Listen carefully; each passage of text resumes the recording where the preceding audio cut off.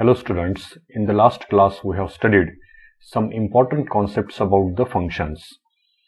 As functions article is very important and some part of it is remaining, therefore in this class also we are going to discuss the same article functions.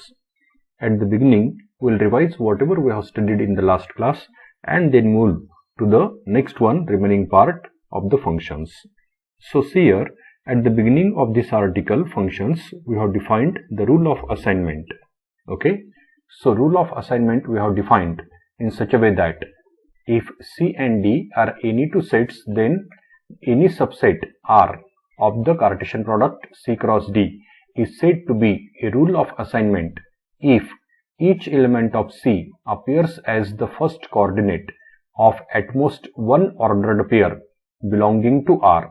That is, the same thing in the symbols can be written as it is the ordered pair C comma D belongs to the R, and if again ordered pair C comma D dash belongs to R, then this must imply that D must be equal to D dash. Okay, so like such we have defined the rule of assignment. Then the domain of R.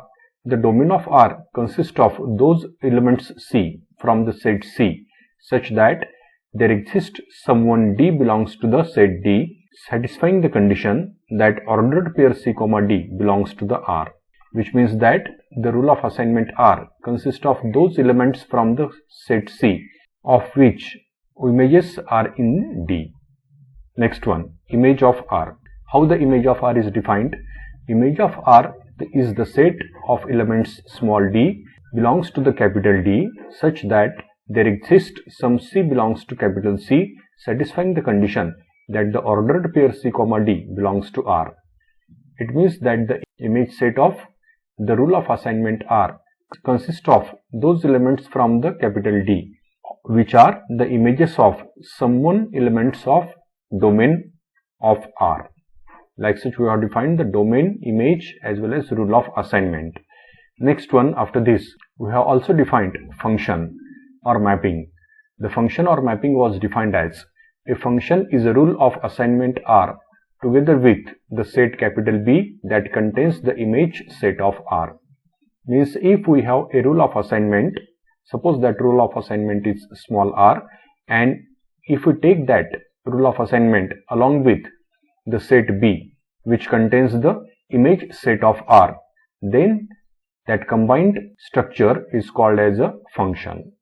Next, the domain A of the rule of assignment R is also called the domain of the function f, and the image set of R is also called the image set of function f, and the set capital B is called the range of function f.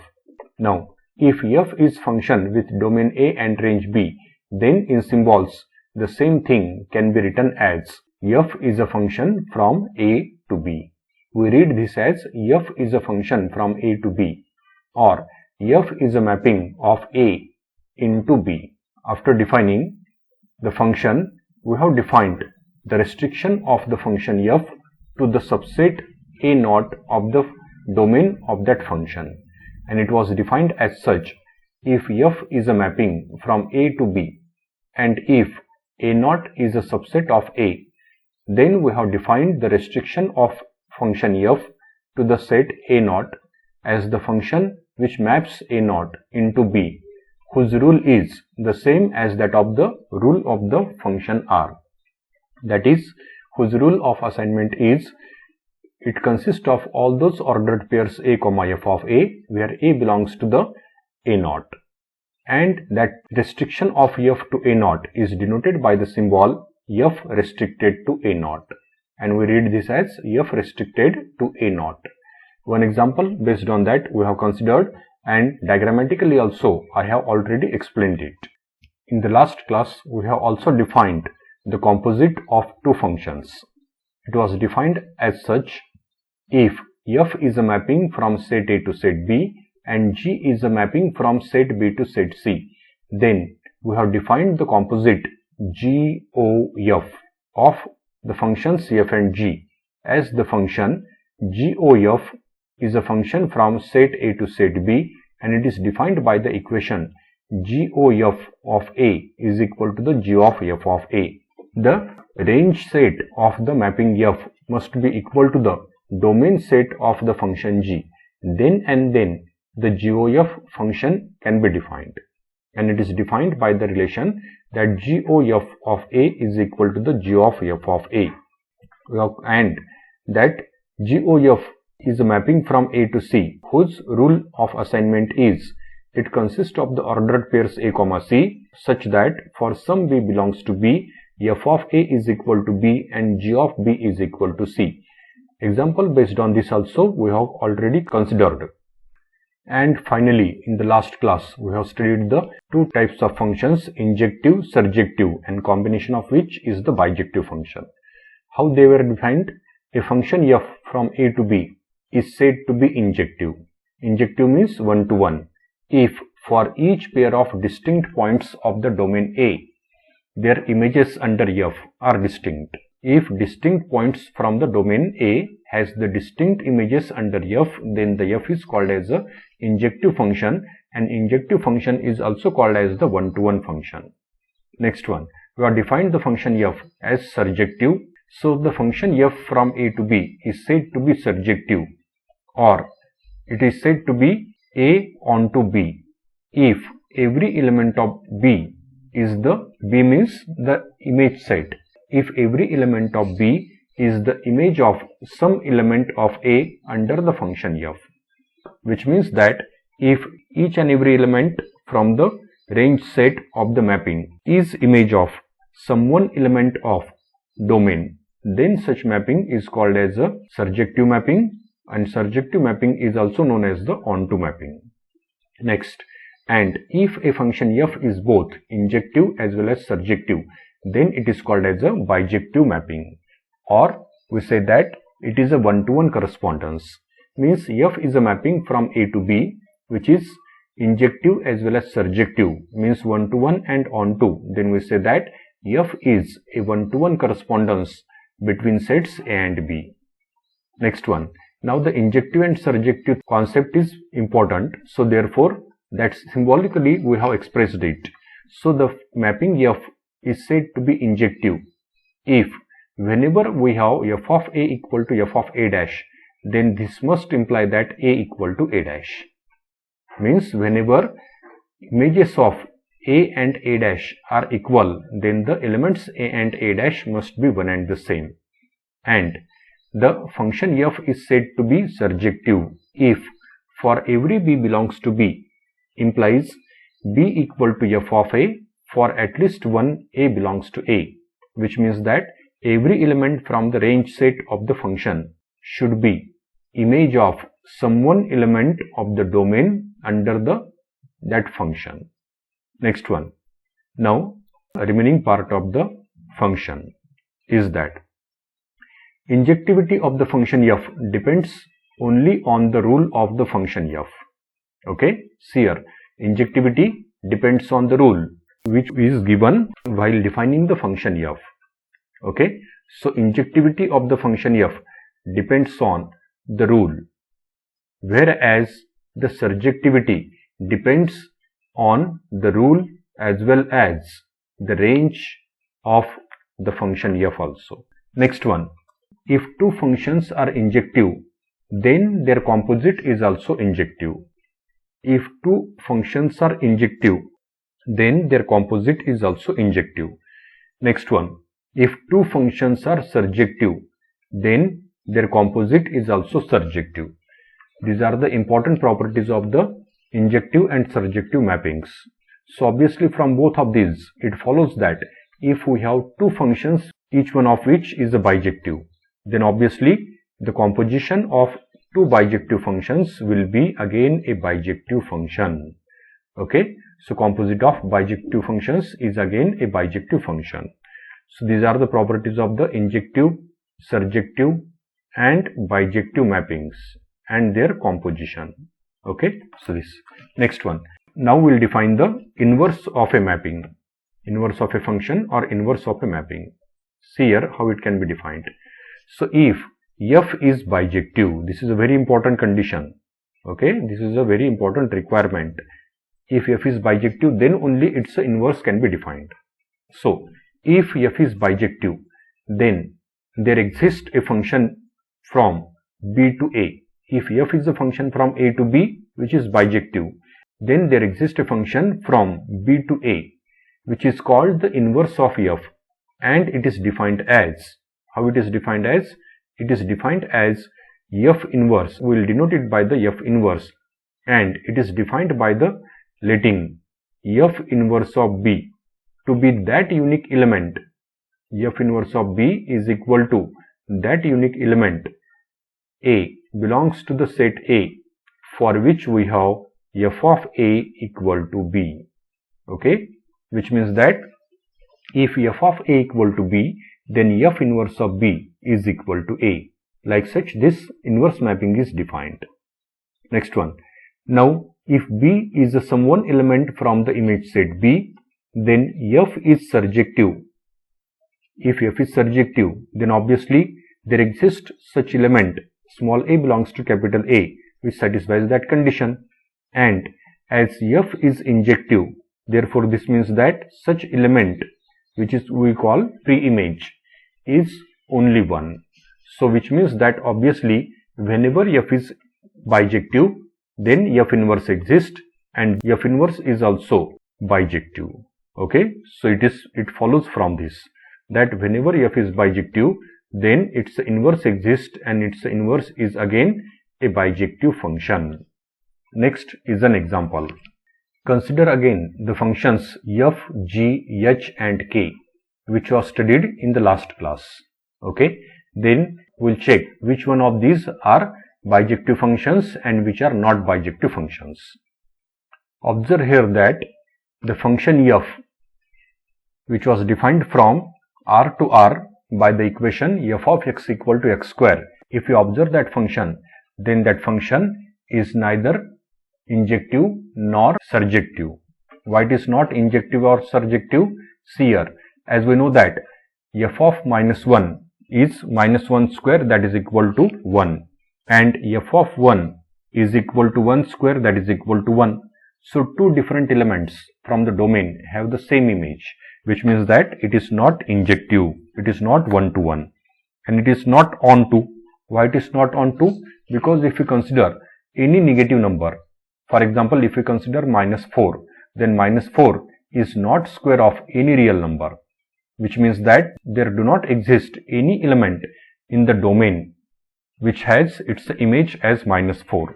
Therefore, obviously, this function f, which are considered in the last class, is neither injective nor surjective, and hence it is nor bijective also.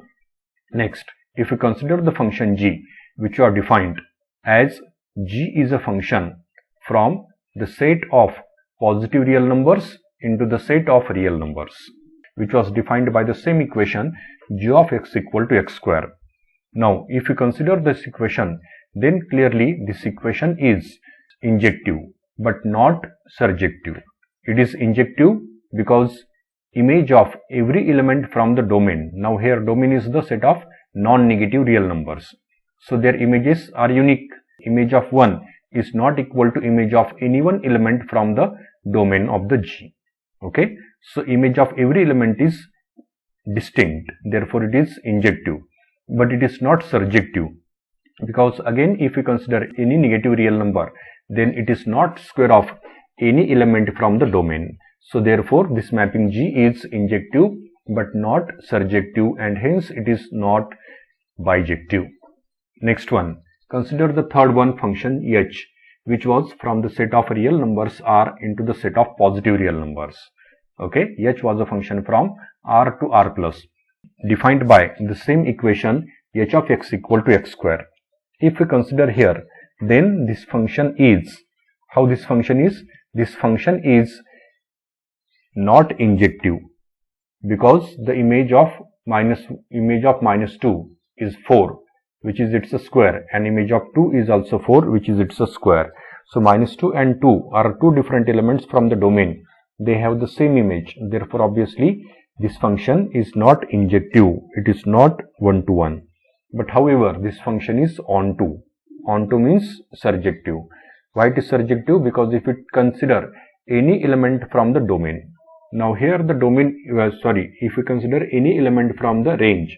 Now here the range is the R plus, means the set of non-negative real numbers.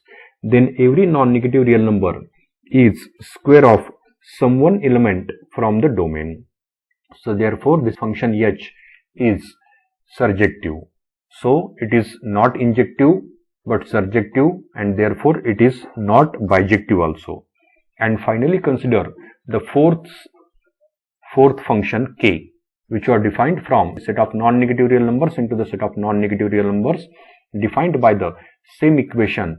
That equation was k of x equal to x square. And here we observe that this function is injective as well as surjective. It is one-to-one and on-to, and hence it is bijective. Means k is a one-to-one correspondence from the set of non-negative real numbers into the set of non-negative real numbers. Like such, these are the examples of injective and non-injective functions as well as surjective and non-surjective functions. Next one. Now as k is one-to-one and on-to function, means injective and surjective, that is bijective. Therefore by our discussion its inverse exists. Okay. So an inverse of that function k is the square root function, which can be defined as h inverse of x is equal to under root of x. Next one.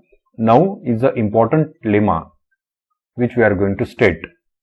The lemma is, let f be a function from a to b if there are functions g from b to a and h from b to a such that g of f of a is equal to a for every a in a, and f of h of b is equal to b for every b in b, then f is bijective and g is equal to h and both are equal to the f inverse.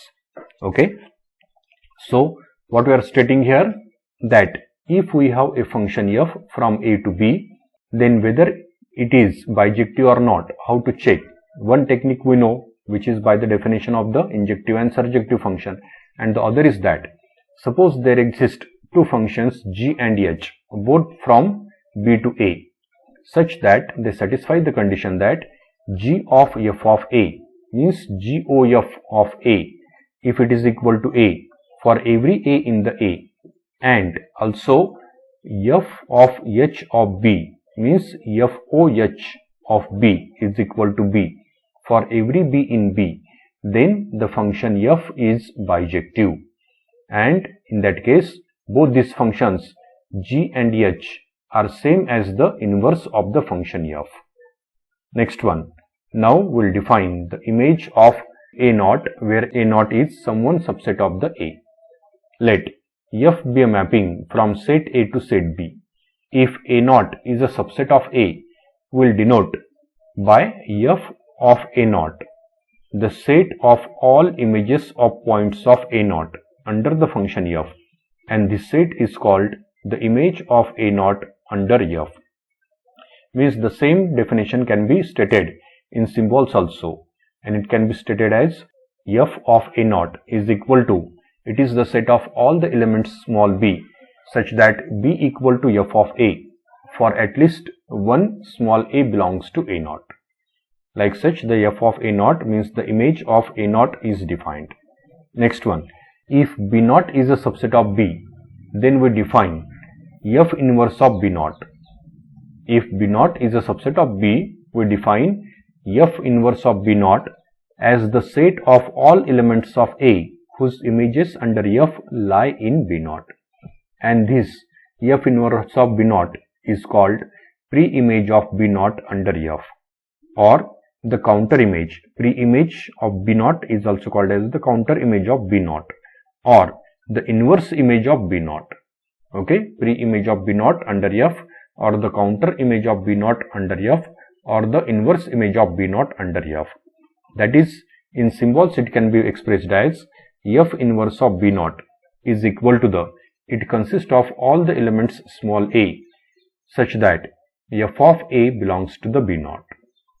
Okay, and clearly if there is no one point A, small a, in the domain capital A, whose image lie in B0.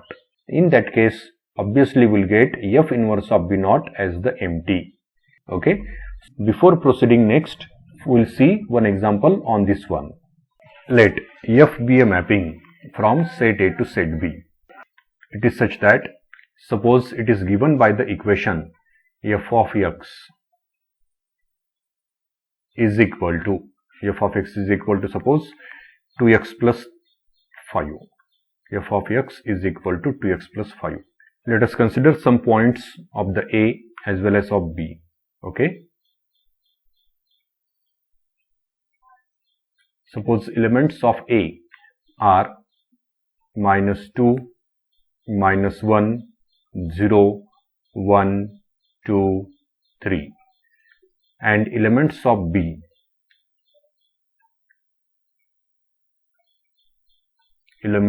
are suppose -1, 0, 1, 2, 3, 4, 5, 6, 7, 8, 9, 10, 11, 12, 13, suppose 14. Okay, suppose these are the elements of set B.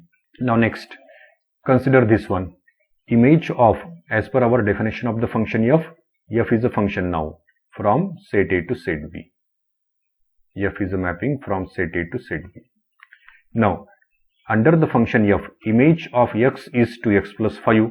So therefore, image of -2 will be 2 into -2, which is -4. -4 plus 5 is plus 1. So image of 2 minus 2 is plus 1. Okay.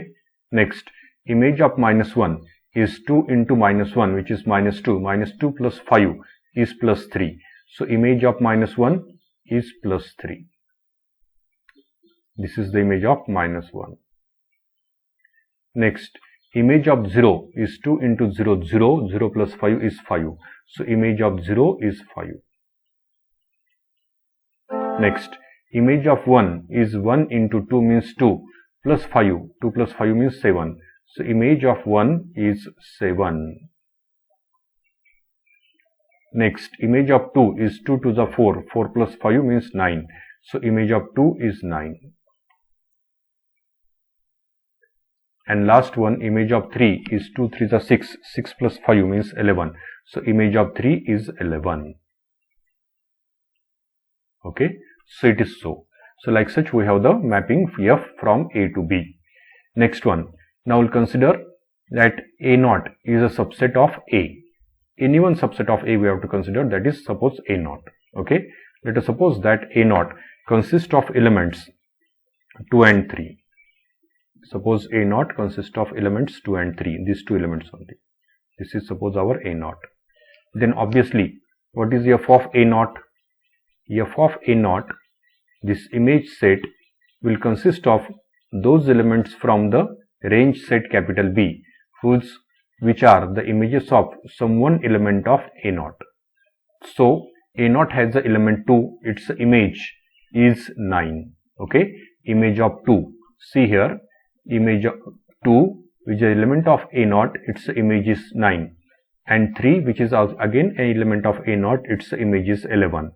So A0 has only two elements 2 and 3, and their images are 9 and 11. So therefore obviously the f of A0 is the set which consists of only two elements, and those elements are 9 and 11. This is f of A0. Now let us move to the f inverse of B0, where B0 is some one subset of the B. Okay, let us consider it. Now suppose we have to consider B0 as a subset of B. Suppose B0 consists of elements -1, 0, 1, 7 and 8. Suppose this is our B0. Okay, if this is B0, then obviously the -1 is image of no one element of the domain. So therefore -1 do not have its pre-image. Next one, 7 is the image of 1. Therefore, 1 will be the pre-image of 7. 0 is not image of any element from the domain. So, pre-image of 0 is nothing. Next, 1 is the image of -2. Therefore, pre-image of 1 is -2. And 8 is not an image of any one element from the domain, which means that its pre-image is not present in the domain A. So, therefore, what we have? Here we have F inverse. Obviously, if F is a one-to-one onto mapping, then only we think of the F inverse. Here, just for the understanding purpose, we are considering here. Here clearly, F was one-to-one mapping, means injective mapping, but it is not a surjective, means onto mapping. Okay, even though we are considering this just for the understanding purpose. So, F inverse of B0 consists of the pre-images of 1 and 7. So, pre-image of 1 is -2 and pre-image of 7 is 1. So, this is our F inverse of B0. Now, let us consider one more thing here. Okay. Now, let us consider that B0 dash will consider. Suppose B0 dash is the set which consists of only two elements 13 and 14. This is suppose our B0 dash. It is consists of 13 and 14. And we observe that neither 13 nor 14 is image of any one element from the domain. So, which means that the pre-image of 13 is not present as well as pre-image of 14 is not present, and hence we have F inverse of B0 dash. F inverse of B0 dash here is empty set. Okay, it do not have pre-image, so it is empty set. So, like such we have discussed and considered this example for the understanding purpose. And finally, let us consider one more example for the understanding purpose. So, consider that the function f is from R to R, which is given by the equation f of x equal to 3x square plus 2, of which the figure is given here. Okay. So, f of x is equal to 3x square plus 2. So, its figure is a parabolic curve. This is its figure. Next one, let closed interval a to b denote the closed interval a is less than equal to x is less than equal to b.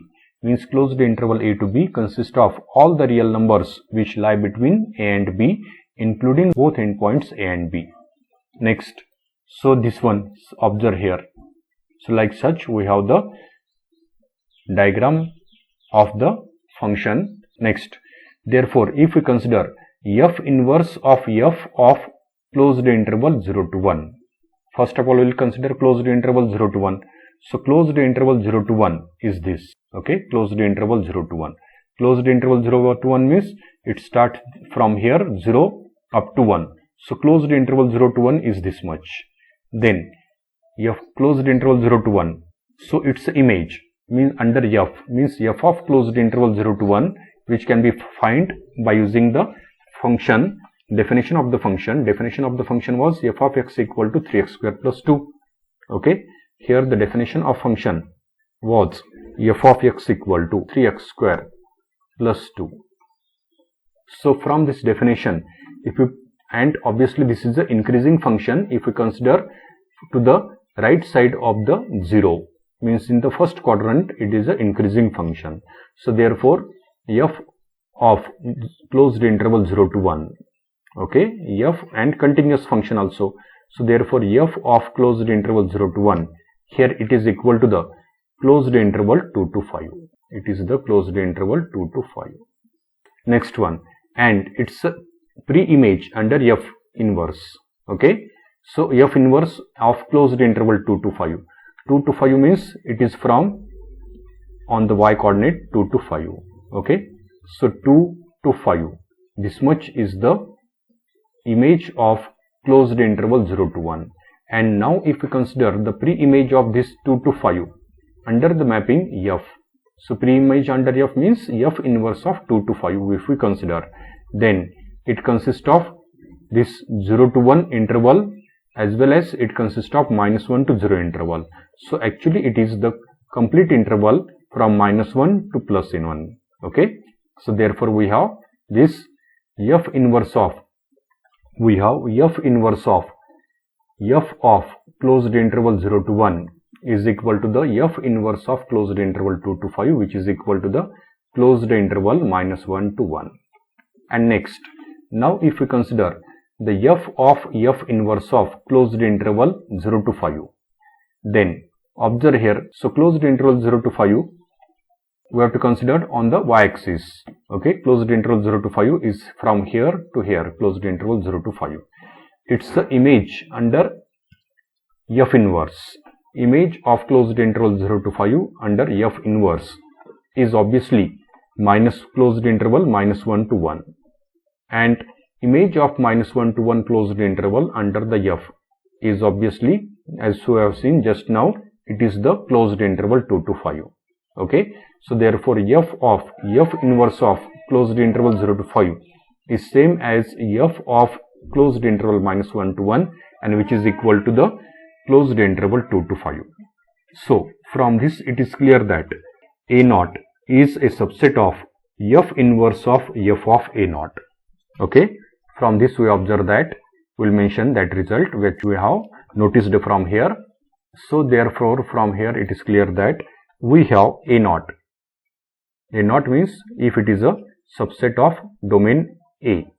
So A naught is contained in, means it is subset of f inverse of f of, it is subset of f inverse of f inverse of f of A naught, f inverse of f of A naught.